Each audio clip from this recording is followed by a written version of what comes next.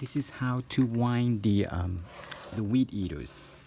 Winding in the weed eater lines, fitting in the line right here. Okay. First, you're gonna need at least 12 feet of a line weed eater. Okay. And then what you do is you have all the line here. Pull it all the way in. You have at least 12 feet long. Okay.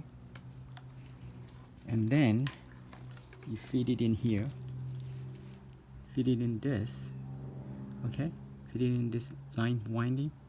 Okay. Then there's a line here. So the line go this way. So you want here in this winder there's two sections here. So the first section is you're gonna wind both line, but one line wind half of this, and the other line, the second line, wind the other half right here. Don't overlap each other. Try not to overlap each other. So what you do is you keep winding. You're gonna pull all the way now. You're gonna pull this whole thing like this.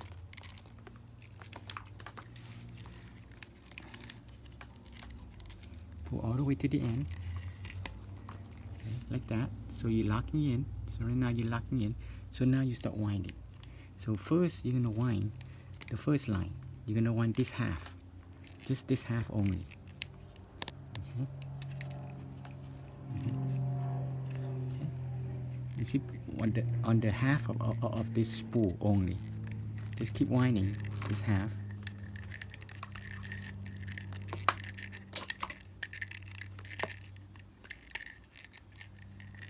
Okay, and now you do the second one.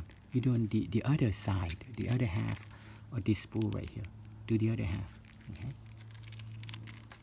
Keep winding.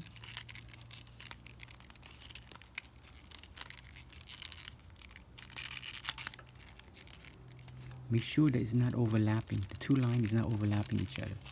So you keep hold it tight into this end right, this half right here. Okay. And then this one is you hold tight on the other end.